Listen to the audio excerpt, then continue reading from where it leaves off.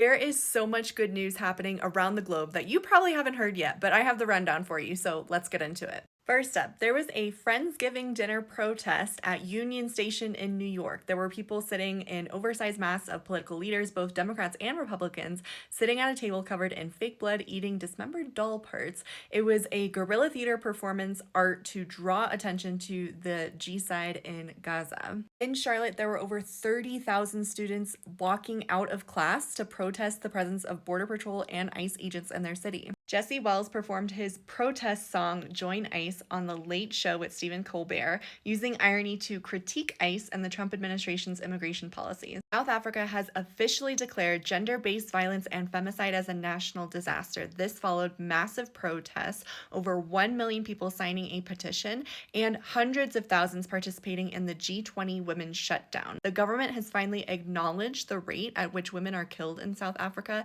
and it's 5 times higher than the global average. I put this in good news because the government is finally acknowledging that this is an issue. They're not just brushing it to the side anymore. The Malala Fund has announced $4.8 million in new grants for 21 organizations, with 66% of funding going to young women-led organizations.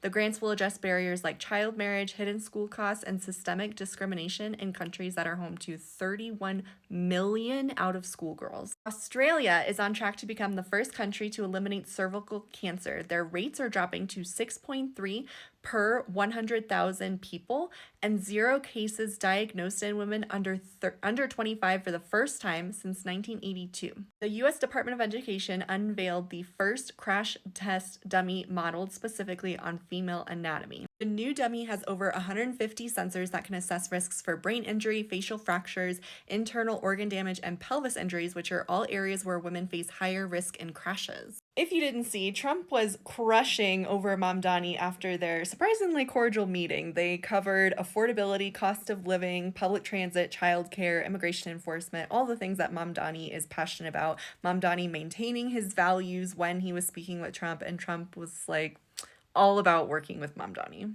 And of course, Wicked for Good opened this weekend with 150 million domestic and 220 million globally, becoming the biggest debut for a Broadway adaptation of all time, and the second highest grossing opening weekend of 2025, and the third best launch for any musical ever. I'll put the link in my bio if you want to read all the good news there is to celebrate this week. I do these weekly rundowns every Monday because I like celebrating the good news rather than all the crap that's happening out there. So if you want to hear more, you know where to find me.